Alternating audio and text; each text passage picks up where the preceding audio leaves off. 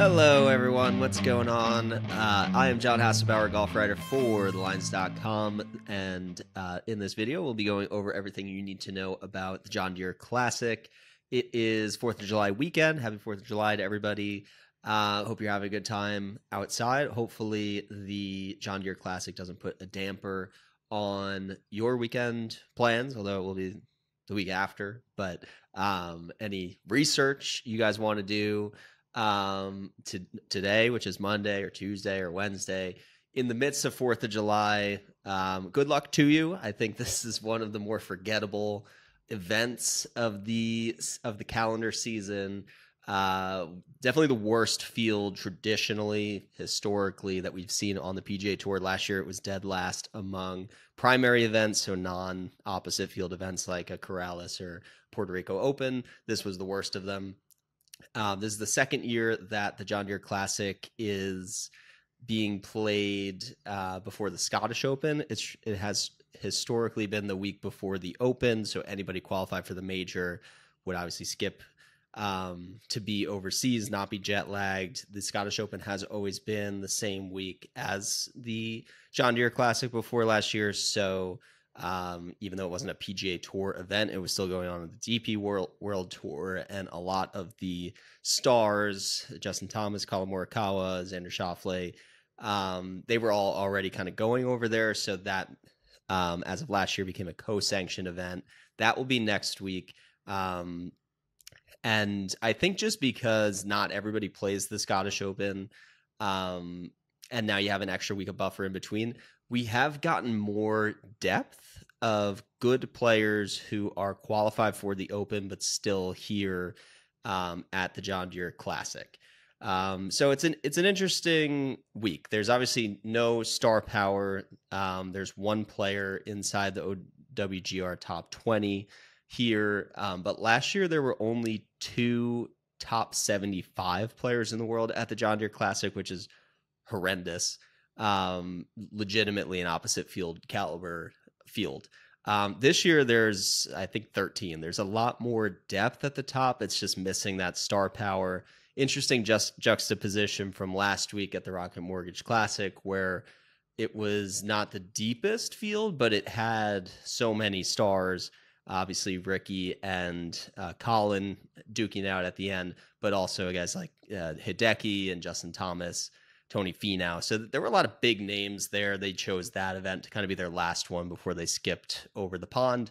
And alas, they are not here. So everybody here, I think, is like jockeying for position in the FedEx Cup playoffs, which has about 10 events left before we get to, or I think it's less than that, before Wyndham. And obviously only the top 70 this year make it. So a lot more competitive to get your points. There's a few good names here who are definitely qualified for the Open that don't need to be here, but maybe they can pick up a win against a softer field. So before we get any further into the John Deere Classic, make sure you are subscribed to the Lines YouTube channel. Comment, like, subscribe to this video who you like at the John Deere Classic. Is there any value on the board at all that you see? You're kind of hard pressed to find it from a DraftKings standpoint. I'm going to be writing my values article shortly after this video, and yeah, not a ton of names. I don't think there's any names in the 6K range that I like this week. There's maybe one or two guys I think are viable to win beyond like 100 to 1. So an interesting week, but maybe you can find a diamond in the rough. I'll go through my key stats, my model, and point out a couple names that I think could be trending, but all in all, I think there's a very short list of guys who are going to put themselves in contention at this event. So I'll share my screen to the tournament preview article. As always, you can go to the odds and golf dropdown, and by the time this video is posted, you should be able to go straight to this tournament preview article. You can also find it on the homepage right here, Russell Henley's wonderful face.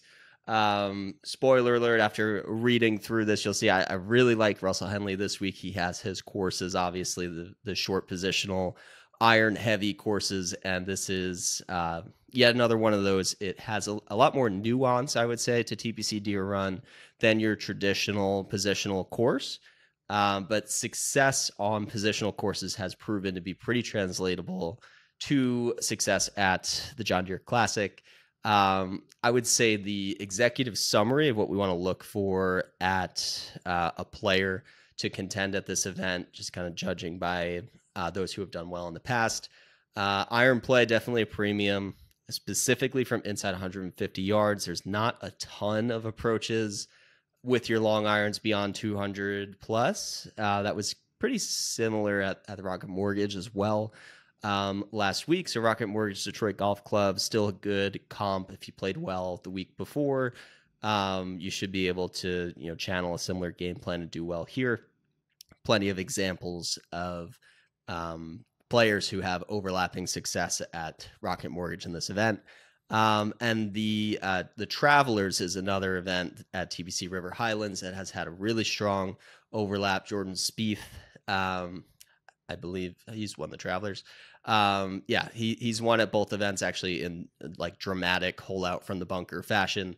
And JT Poston was somebody that if you were watching this video or reading my articles last year, I was pretty high on JT Poston because you can channel a similar game plan at TPC River Highlands and kind of parlay that into success here. JT Poston was a surprise runner-up finisher at the Travelers in the week before this event last year. Now there's been some reshuffling, so that event was 2 weeks prior this year. But comp course history is always something that I lean heavily on and spend a lot of my time researching to figure out but just by the shots you need to hit, the look of the course, the types of premium skill sets you need. TPC River Highlands is definitely one that I'm looking at from 2 weeks ago, who was, impressing there and maybe stood out without maybe the most obvious form that we think can kind of channel that and turn into success here. There is one player who has a pretty similar resume to JT Poston that we'll get to, one of my long shots here, that had a runner-up finish at the Travelers that I think could be this year's JT Poston. So let's get into the article itself. I will skip ahead. We've kind of talked about key stats already. Key stats, you can find that at the bottom of my article right here. So just recap approach. I think around the green is actually a little bit more important here than your traditional birdie fest. Yes, the winning score is going to get to 20 under par here. It is easy scoring conditions and you need to make a ton of birdies. But there's some elevation change here. The rough is penal. Although the fairways are wide and the greens are fairly large, you're still going to miss some greens of regulation, and there's some pretty tricky shots. So just looking at just total strokes gained at this course, how guys are getting it done. Being good around the green has been sort of a separator here. So last week at Detroit, didn't care whatsoever, didn't put around the green in my model at all. This week, I think it's pretty important. Even if you're the best iron player, you are going to need to scramble and get up and down. So still an important stat, and maybe something that differentiates TPC Deere Run more so than most of the other easy positional golf courses on the PGA Tour. Good drives gain. I kind of struggled going back and forth with driving accuracy, driving distance, and usually when I can't really tell which one is more beneficial, I just kind of compromise on good drives gained. Dylan Fratelli, Bryson DeChambeau have won here. They are longer, not accurate players, although that was a skinnier version of Bryson. He was still not a plotter by any means. He still had plenty of distance when he won. But then you have your JT Postons of the world, and Daniel Berger's played well here. So Zach Johnson, definitely a plotter who's always played well here. So you can kind of get it done either way. So for me, that's if you're hitting it far, putting yourself in good position, but not hitting fairways. I think that still works here. So I compromise on good drives gained. And then par 4 scoring is really just a recent form stat, but we saw at JT Poston. He didn't really have any course history going into this event last year, but he showed great form. He found something the week before, and he parlayed that into a win. So just recent form stats, immediate form, like last 12 rounds. I think that's pretty important for this course. There's really, course history is very hit or miss here. There are guys who play well every single year, like Zach Johnson, Steve Stricker. And there are guys like Bezadenhout and and Grillo, I believe, finished runner-up last year in their debuts. So you can do it either way. This is not a course that you need to like learn, understand, and know the shots. You can kind of show up and give a good crack at it. So course history pretty low for me this week. Easy course history for sure. Putting, you got to get to 20 under, so putting's pretty important. Bent grass greens this week, 3-putt avoidance on pretty large and undulated greens. That's been pretty crucial here. And course history low on, but comp course history very high on. So those are all the key stats I'm looking forward. You can, again, check out my article for a more in-depth view on the players who are excelling in those areas. And then last but not least, before we get to the model itself, just a look at more specs on the course. You can see the hole by hole breakdown in the scorecard below.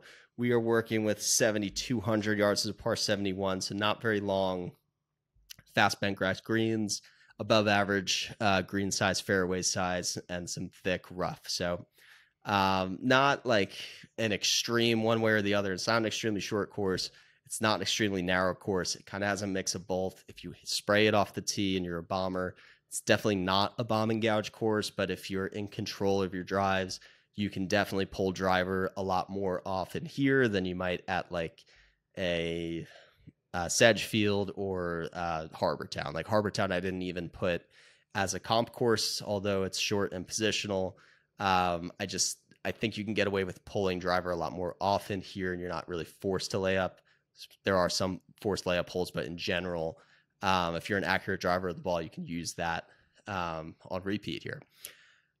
Looking at the comp courses, we mentioned the last 2 weeks at TPC River Highlands and Detroit Golf Club. Those are my two favorite comps for this week. Sedgefield is another one. JT Poston has one at both. That's the host of the Wyndham Championship. So that's one where some of the elite putters start to jump out a little bit, and you don't need driving distance to separate from the field. TPC Twin Cities and TPC Craig Ranch of the other TPC courses that are Birdie Fest. I think those are the most translatable. Craig Ranch a lot more open than what we see at Deer Run, but I think you'll get a similar winning score total. Would also note that at Craig Ranch, it's been pretty soft conditions due to rain for most of the years we go there. And at TPC Deer Run, it looks like it's going to be pretty firm. At least for now. I got to double check the weather, see if anything changes over the course of the week, but I think you should get a slightly firmer course in Silvis, Illinois than we have seen in Texas. And then lastly, Country Club at Jackson, I think, is a pretty good comp as a driver heavy Birdie Fest, not a primary comp course, but on a second tier. Oakdale, host of the latest Canadian Open, I think works very well as a comp. Also on bent grass greens in sort of the northern North America. And Pebble Beach, I think, has these quirks of like elevation change. Still short. You can hit some drivers for sure, but not not a pure birdie fest, but you definitely have to make a lot of birdies there. I think Pebble Beach is a very sneaky one, way more exposed to the wind and elements than what we're going to get in the Quad Cities. But as far as just like a quirky terrain with elevation change where the accurate plotters have had some success, I think Pebble Beach is definitely a good sneaky one. And if you're into Pebble Beach, they are playing the Women's US Open this week, so you can check that out. One of my favorite courses. I'm sure I will be checking it out. Got to bet on Rose Zhang too. That's our girl. So we'll see. She's probably like 16-1 at this point, but that is for another show. Okay, let's then move it on to the model itself. And I will pull that up right here. Okay, so I've already gone through the key stats. I won't go column for column to be repetitive. You can see the weighting up top on how important I see each of these stats, but just in priority order, comp course history for sure.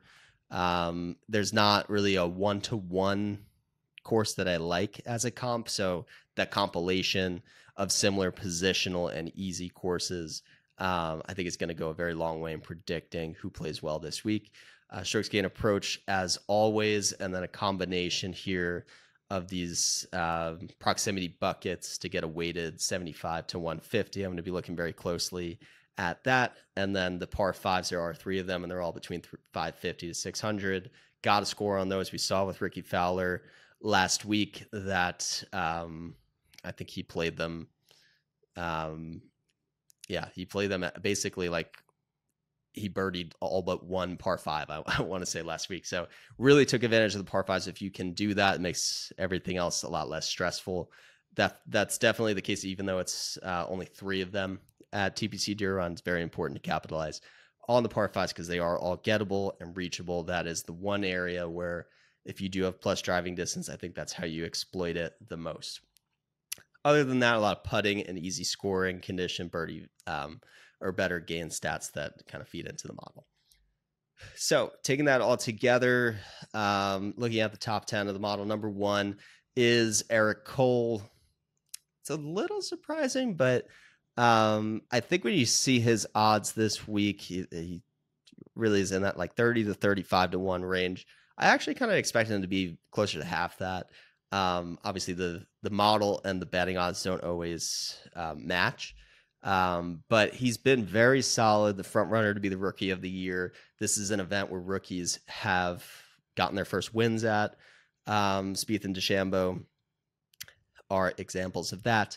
And this is a place where if you just have talent overall, you can just show up here and do well. So I like Eric Cole's chances here. He's better off on courses that reward accuracy over distance.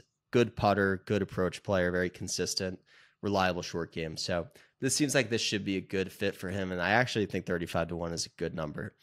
Emiliano Grillo, number 2. He was a runner-up here last year. Denny McCarthy at number 3. Ryder Cup bubble player now, so maybe he comes in a little bit motivated. Russell Henley, number 4. Love Russell Henley this week. I'm surprised he wasn't higher. If I had to guess before I put this together, I would have thought he would be number 1 in the model. But yeah, so much to like about Russell Henley. He's number 4. Mark Hubbard, number 5. Nick Taylor, 6. Bezadenhout, number 7. He joined Grillo as a runner-up here to JT Poston last year in his debut. So this could be a course fit for him. He's been pretty consistent this year. Somebody I'll be considering for a top 20 bet. We'll see what his odds look like. Nate Lashley, number 8, very good on the comp courses. Just thinking off the top of my head, I know he's played well at Pebble, and he's won at Detroit Golf Club. So somebody who may be due for better results here. Matt Kuchar, number 9, makes sense on a short course, and Brendan Todd, number 10, also makes sense on a short course. That is the model. I would say as far as like trends, iron players are jumping out here. Obviously, comp course history goes a lot into this. All of these guys are consistently strong on the comp courses. And it does look like primarily the accurate, more precise ball strikers are rising up to the top. There's not a ton of guys in my model rising who are these like more bomb and gouge, like Patrick Rogers and even Steven Yeagers of the world. They're not as high here. And Cameron Young, who is the odds-on favorite this week, you can see he is all the way down at 19. He is a great talent, but not in good form right now, and somebody that I will continue to fade. I have seen him as long as 20 to 1, but he's one of those guys that's kind of just off my board right now until he shows any form. He's really looking lost with the putter, and this is a putting contest. So don't love his chances here. Not afraid to fade him. So switching into my bets this week, short card, just 5. Last week I had bet 11 guys. Testament to the depth of the field this week. I think there's really only 20 guys that I would pick that have a discernible chance to win this tournament. It's a really weak, short of depth field. Once you get past the top like 50 players in this field, it's a pretty precipitous drop off. So I didn't want to build a super long card, and I don't think this is an extremely volatile Birdie, it is a birdie fest, but I don't think it's like a putting contest anybody could win. I think there is still some skill in the ball striking and the short game that you need in order to generate those birdie opportunities. So Russell Henley, number one, well, the first player on my card, he's fourth in my model. Since it's a short card, I'm going to just pop up his stat profile page on Fantasy National, just so you can kind of see more specifically what he's been doing more recently. We know with Henley, the approach play is always going to be his bread and butter. He has 4 consecutive top 20s in some really good fields here. All 4 of these fields were really strong. Obviously, he picked up his win in the fall swing against a much weaker field, but we know he can take care of business on against weaker competition. He went through a little spell right here where he just could not putt at all, and he still won in the midst of that, which is very interesting. But very encouraging to see how much he's flipped it around, even at the Masters, which isn't shown here. I believe he led the field in putting, so he definitely figured something out. This is a level week, so he's really only had one bad putting performance recently. We should expect the approach play to be good. One of the most accurate drivers in this field, and if you look at John Deere history, it's pretty unflappable. Drop my mic there for a second. There we go. We're back. Pretty consistent. 3 top 30s, runner-up in 2019 and an 11th in 2021. If he can gain off the tee, we know he can spike on approach, and he's never lost on putting. So Russell Henley is one of those guys that I just knew I was going to put on my betting card regardless of the number. I was hoping to get a 20, ended up with a 19, so close enough. We will take that. My second player that I bet off the odds board was Eric Cole. He's number 1 on my model. You can see all of the reasons there are to love Cole this week. He's second in immediate form over the last 36 rounds. First in birdie or better game. First in 3-putt avoidance, which is very interesting. Early strong signs on comp courses in his rookie season. 12th on approach.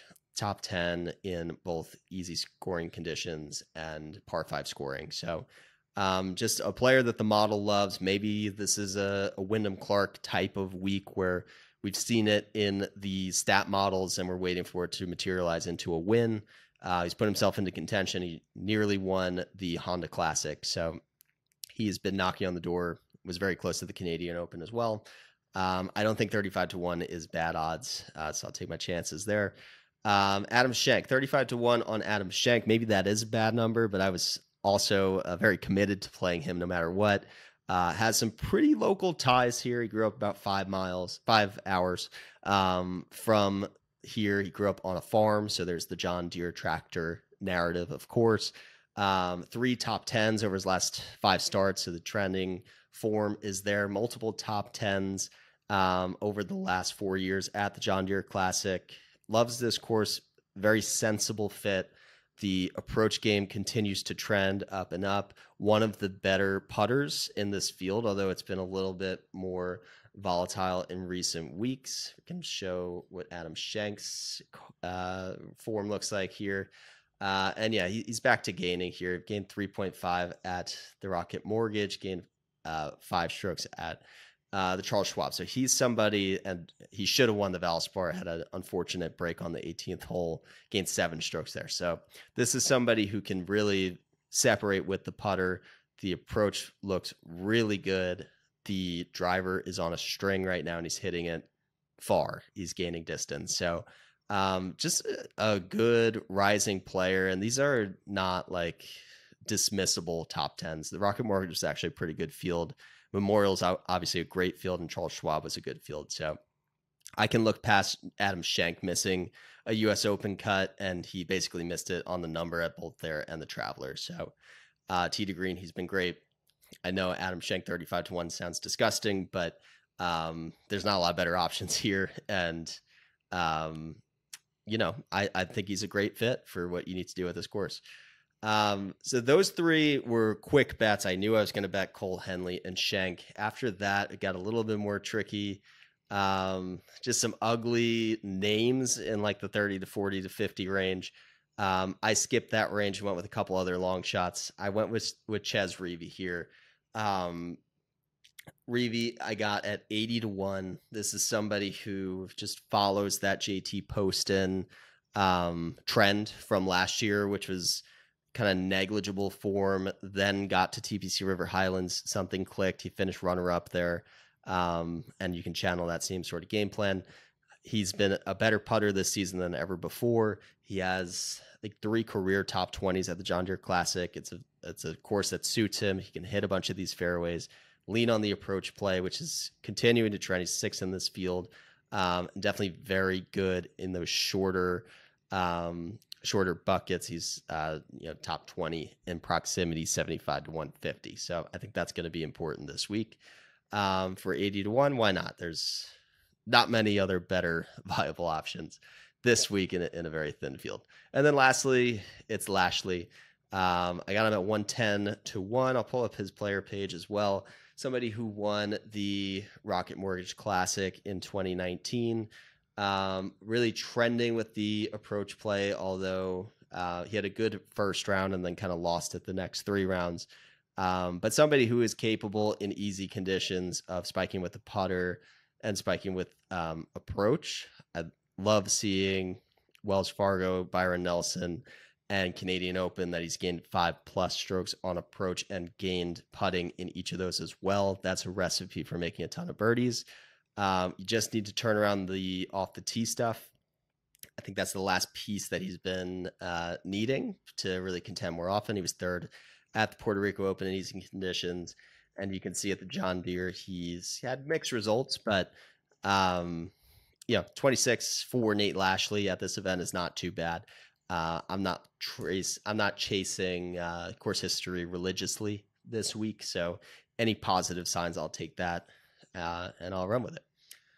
So that is the card for the John Deere Classic. It's short and sweet. I think there's a lot of different ways you can go this week, but I do think it's not a week, at least for me personally, that I'm building on a giant card exposure to a lot of these long shots. I don't think these long shots have much of a chance to contend. And I would feel very strongly that's the winner this week is somebody from the 40 to 1 odds and shorter. That would be my stance of the week. But anyway, that's going to do it for me. Thank you as always for watching. If you have any questions, feel free to hit me up on Twitter at PGA Tout or in the Lines Discord, which is linked in this description. Thank you again, and best of luck with all your bets at the John Deere Classic.